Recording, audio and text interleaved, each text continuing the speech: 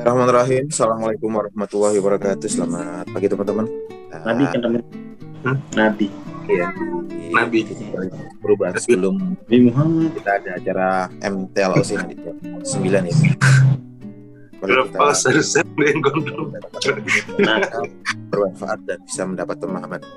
Berdoa silakan. A'udzubillahi minasyaitonirrajim. Bismillahirrahmanirrahim. Rabbi zidna ilma warzuqna fahma birahmatika ya arhamar rahim. Amin. Mana ini? Monggo Kang. Oke, bismillahirrahmanirrahim. Assalamualaikum warahmatullahi wabarakatuh. Selamat pagi ya. Kita mulai lebih cepat karena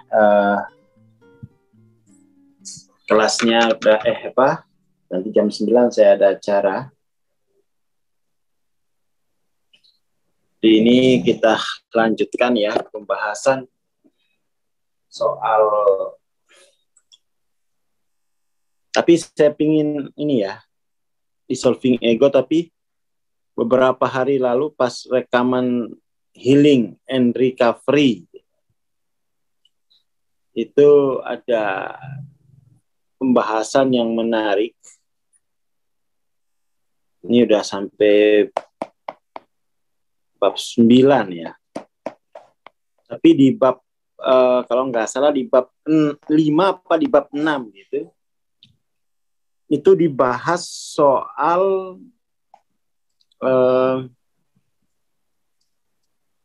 uang gitu ya. Dibahas soal bagaimana setiap level kesadaran itu memandang uang. Nah, ini kita bacakan ya, biar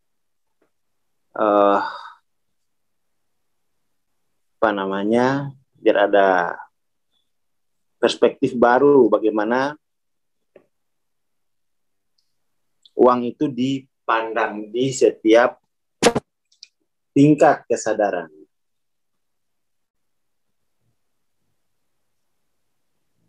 Bagian mana tuh ya? Bagian sini, bagian terakhir. Tunggu ya, kita cari dulu.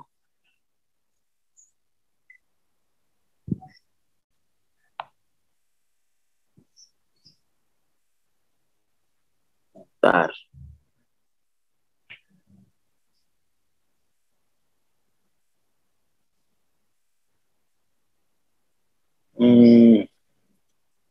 Teman-teman bisa, yang sudah punya bukunya bisa lihat ya.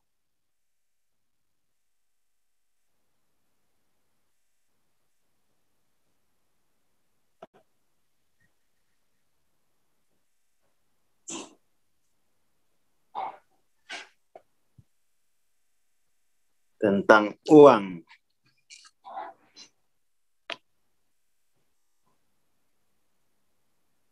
Mana tuh ya? Ambil bukunya dah. Yang recovery.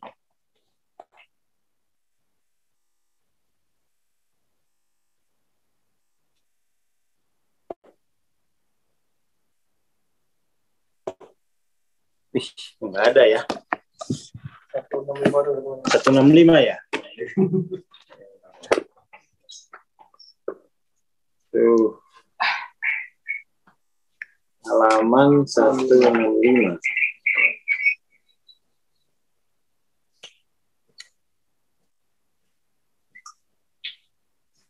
Bukan. Uang itu. Coba bentar dulu, coba liatin dar tentang uang. 156.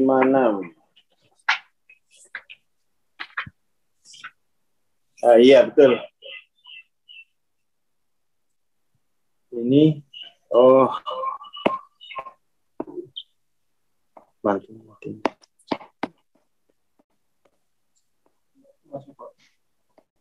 Ini dia. 156 ya di bukunya.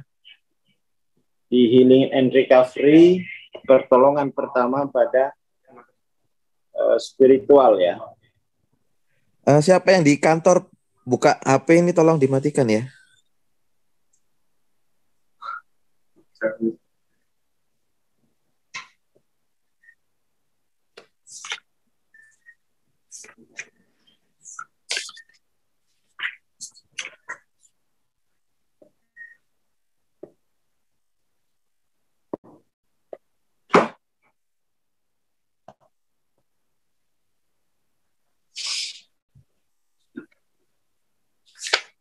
Lihat dulu. Ini berbeda soalnya antara di bukunya dengan coba ambilin tingkat rambut dulu. Rambutnya mengganggu ini, harus dipotong ternyata ini. Iya, ganteng kan gundul. Cegundul. Dari belakang ya. Kok jadi stres. Kita duduk di kursi lah. Punggungnya sakit, nyari bungkuk.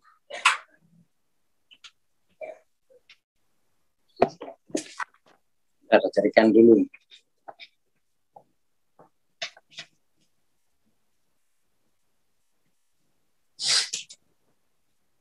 Panggil itu, panggil Pak Ayatmo. Ayatmo.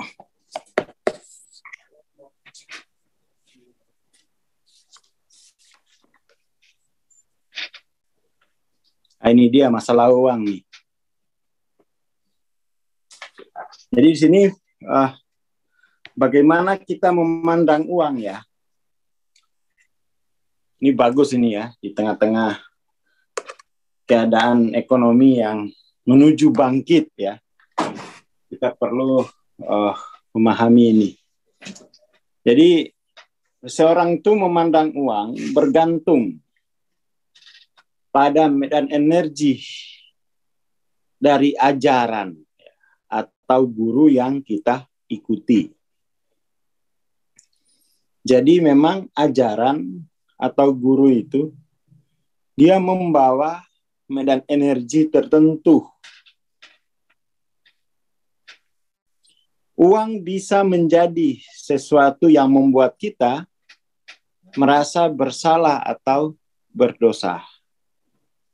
Ini level-level kesadaran bawah ya. Tuhan akan menghancurkan kita jika kita memiliki uang banyak. Dan kita bisa membenci diri sendiri karena memiliki uang banyak. Ini level kesadaran 30 ya. Uang banyak berarti aku telah mengambil uang orang lain, ya, kurang lebih seperti itu. Seluruh proses adalah proses yang destruktif, karena proses tersebut berada di medan energi negatif dengan kalibrasi yang sangat rendah. Saya kira kebanyakan kita ya, dari kalangan bawah, itu memulai hubungan dengan uang itu dari rasa bersalah ini. Saya melihat beberapa teman itu gara-gara uang, kemudian orang tua kita bertengkar gitu ya. Kita melihat orang tua kita berkelahi. Itu akhirnya menjadi medan energi yang terkait uang gitu.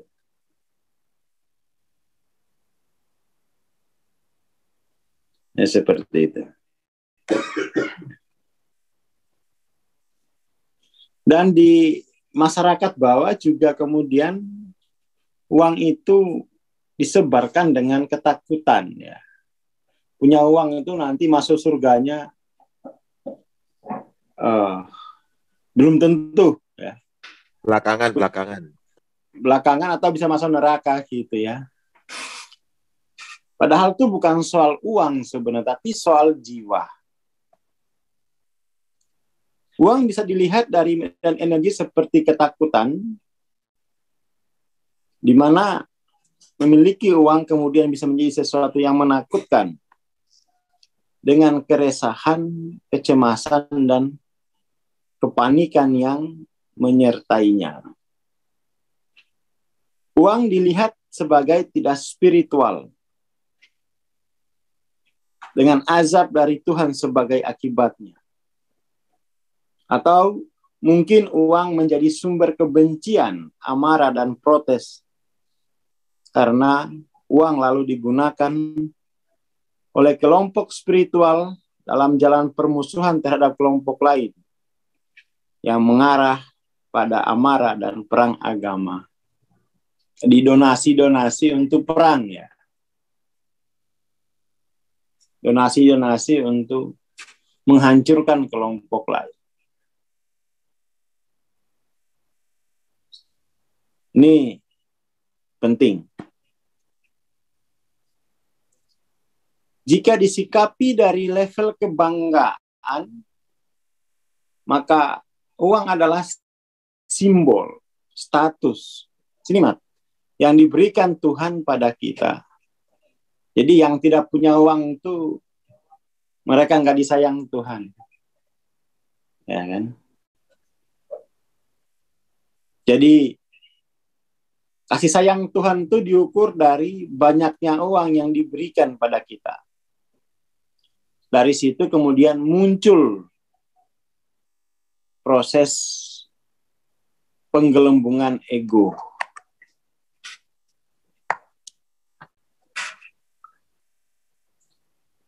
Ketika kita naik ke level energi yang lebih tinggi, kita tidak akan terikat pada uang.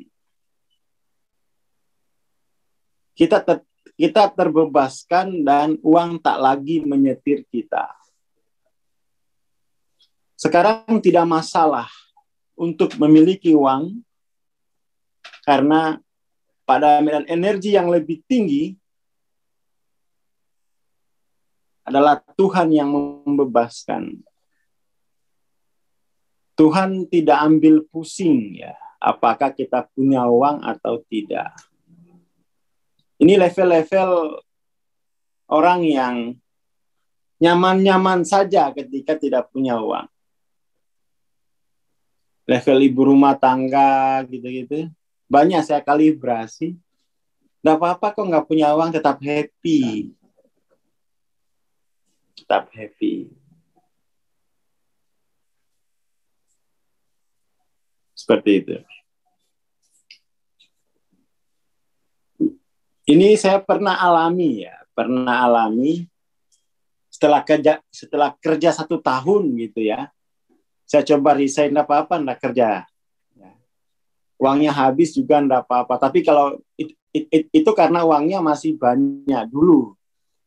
Uangnya tinggal 1/3 mulai cemas.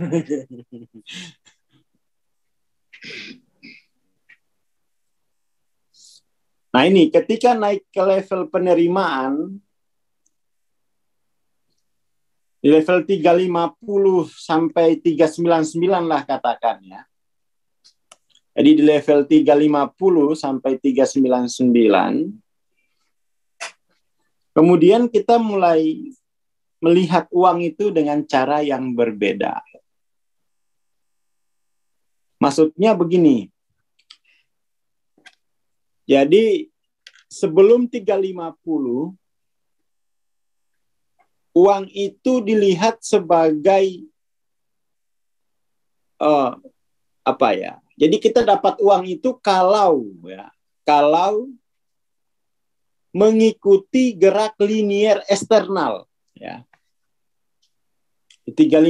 Sebelum 350 itu orang masih melihat bahwa untuk hidup maka saya harus mengikuti irama gerak eksternal, rutinitas eksternal. Di 350 ini sudah berbeda. Dia mulai tidak yakin lagi bahwa mengikuti gerak eksternal itu bisa membuat kaya raya. Bisa membuat kaya raya.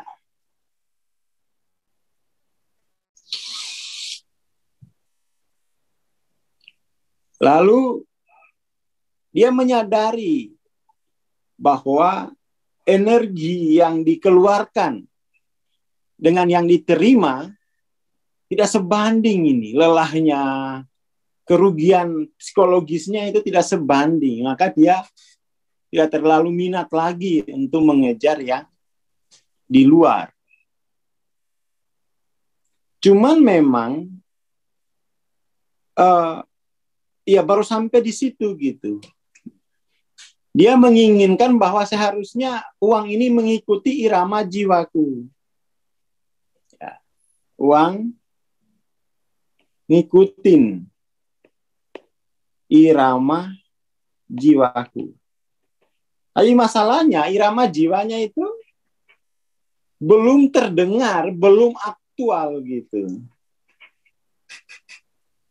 Nah, di 350 sampai 399 ini itu kemudian titik kritis saya kira ya. Bagi yang tidak punya keluarga ini tidak masalah. Tapi bagi yang sudah berkeluarga, satu sisi bahwa ya harusnya uang itu ngikutin irama jiwaku, tetapi irama jiwa itu belum aktual. Jadi bagaimana orang mau tahu? Itu bisa menjadi masalah tersendiri gitu ya. Bagi yang sudah berkeluarga, ya bagi yang belum tidak masalah. Dia punya sedikit tekanan untuk sedikit tekanan dari luar sehingga dia punya waktu banyak untuk menata irama jiwanya sehingga menjadi karya yang baik, karya yang laku. Itu nanti di 400 dia harus mulai belajar menata irama jiwanya, irama dalamannya, biar bisa menghasilkan uang. Jadi kalau ada orang yang nggak mau kaya itu nggak ngerti aja gitu, bahwa kalau memang nggak kepingin kaya itu nggak ngerti. Kalau kaya itu adalah hasil irama jiwanya, berarti memang dia nggak ngerti gitu. Kalau dia tahu bahwa uang itu hasil irama jiwa dan irama jiwanya bagus, nggak mungkin nggak kaya. Kalau diaktualkan ya, kalau dikelola irama jiwa tadi. Nah, kepingin kaya ini bisa karena putus asa, bisa karena keyakinan yang negatif terhadap uang. Dan itu keduanya ya tidak bisa lagi dipertahankan keyakinan semacam itu di era-era sekarang. Seperti itu. Kecuali dia tidak melihat, kecuali dia tidak bermasyarakat gitu. Kalau dia bermasyarakat, dia akan peka bahwa justru kemiskinan itu bukan karena kurangnya sumber daya eksternal gitu ya. Kemiskinan itu karena irama jiwa kita tidak bisa dikelola untuk menjadi karya terbaik gitu. Putus asa karena trauma ngutang ke bank kena sita. Yaitu karena kita mau kaya ngikutin irama eksternal, ya habis.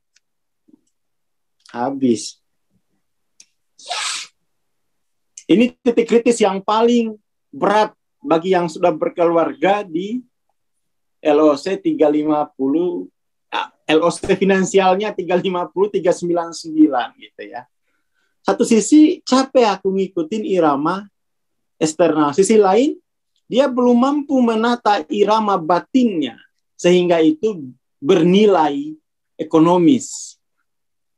Jadi orang yang nggak mau kaya itu ada dua kemungkinan gitu ya. Dia nggak mengerti bahwa batin itu bisa bernilai ekonomis. Materi itu bisa bernilai ekonomis. Dia belum sadar itu berarti. Kalau nggak mau kaya.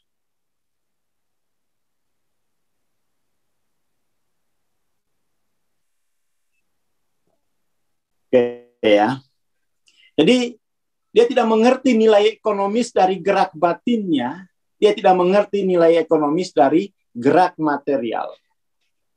Kalau dia ngerti itu, dia pasti berpartisipasi. Jadi Sebelum 350 itu masih katakan 200 sampai ya katakan 310-an, masih mengikuti gerak eksternal sambil meningkatkan kemampuan jiwanya. Di 350 mulai, aduh nggak bisa lagi deh aku kerja pakai otot gitu ya. Aku harus kerja pakai jiwa. Tapi belum tahu gimana jiwanya ini biar bernilai ekonomis. Naik ke 400, dia harus mulai belajar. Mulai belajar bagaimana mengelola energi jiwa biar bernilai ekonomis. Ya, mulai kursus menulis, mulai kursus ceramah, macam-macam. Lalu nanti ya di 500 tuh nanti dia mulai berkarya. Tapi kalau di 400 dia tidak mempersiapkan dirinya untuk mentransformasi energi batin menjadi seni, menjadi sesuatu yang bernilai ekonomis. Di 500 dia ya belum mengerti nilai ekonomi itu gitu ya. Belum mengerti. Dia harus banyak belajar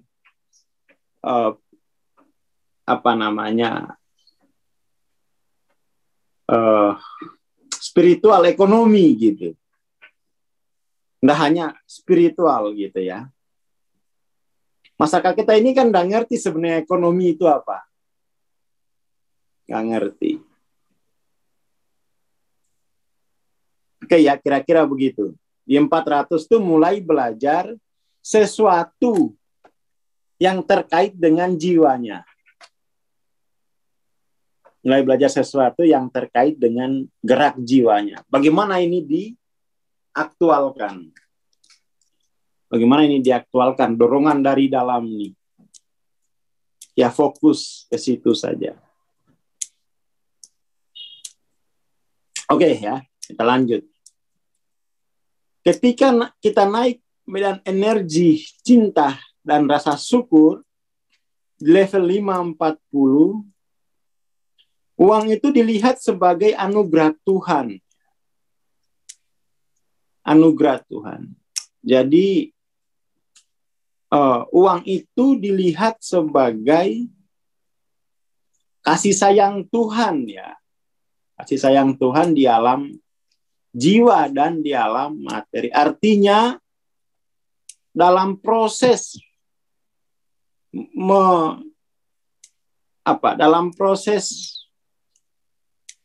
memahami atau menerima energi batin lalu kemudian ditransformasi menjadi nilai ekonomis, di situ kita lihat bahwa jiwa kita sembuh. Jiwa kita tumbuh. Jadi dalam proses untuk menghasilkan uang, di sana ada kesembuhan jiwa. Di sana ada pertumbuhan jiwa. Maksudnya begitu. Makanya dianggap sebagai anugerah. Karena dalam proses menghasilkan uang, kita sembuh, kita tumbuh. Di situ kemudian uang itu dilihat sebagai anugerah yang patut disyukuri. Bahkan uang ini bisa menjadi jalan pencerahan. Ya. Jalan tarekat.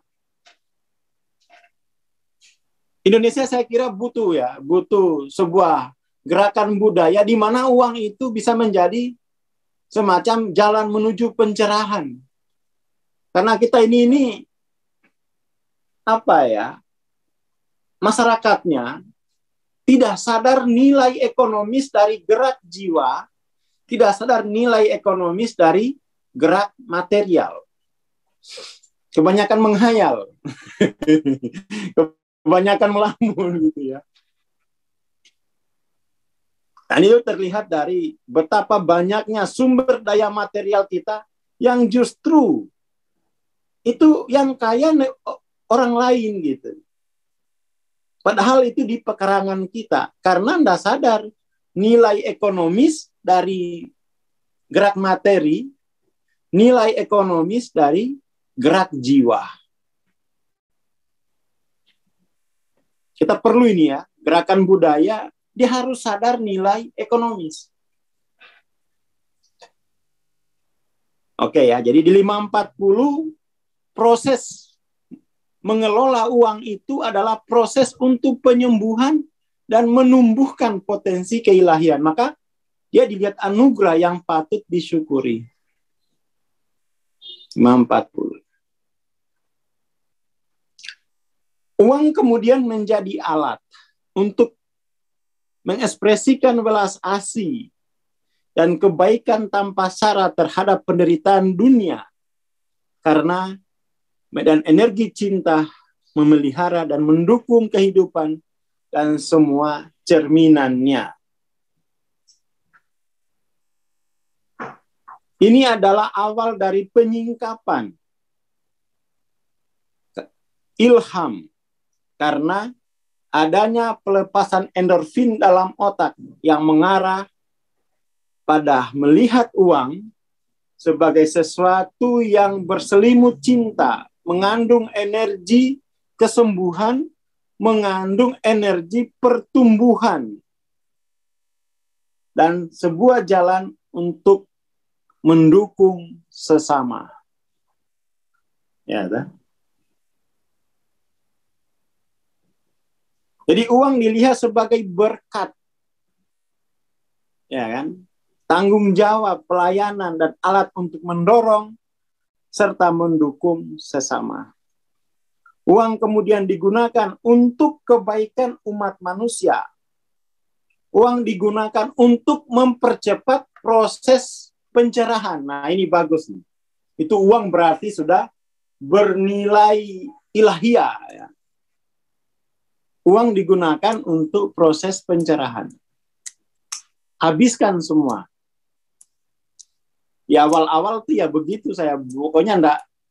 Kalau buat beli buku itu dipakai bisa beli mobil mewah itu.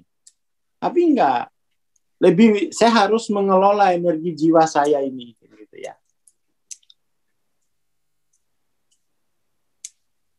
Jadi uang bisa digunakan sebagai hadiah sambil mengakui bahwa sumbernya berasal dari cinta Tuhan. Ya. Arojak sudah ini ya. Dan kita melihatnya sebagai sebuah ekspresi positif. Kita melihat uang sebagai ekspresi kehadiran cinta Tuhan ya, dalam bentuk ekonomi. Arojak berarti.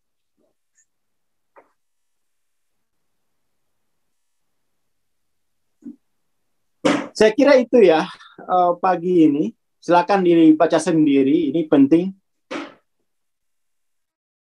Biar kemudian tuh tidak naif, gitu kan? Tidak naif dalam melihat uang. Ya. Misalnya tadi, gimana kalau saya nggak pingin kaya? What? Itu berarti masih ada masalah dengan kekayaan. Gitu. Baik bermasalah secara psikologis maupun secara spiritual. Karena pada akhirnya uang itu adalah simbol dari kehadiran Tuhan. Terima kasih, selamat pagi. Assalamualaikum warahmatullahi wabarakatuh. Waalaikumsalam warahmatullahi wabarakatuh. Terima kasih Bang Aswar, terima kasih teman-teman. Bagi teman-teman alumni MTLOC jam 9 kita ada mentoring ya. Teman-teman yang mau pengen riset bisa hubungi saya. Dan bagi teman-teman yang mau mengikuti Tapping for Healing mentoring bisa segera ambil seatnya ya sebelum 300 pertamanya terpenuhi. Terima kasih. Kita bertemu besok insya Allah. Assalamualaikum warahmatullahi wabarakatuh. Selamat pagi.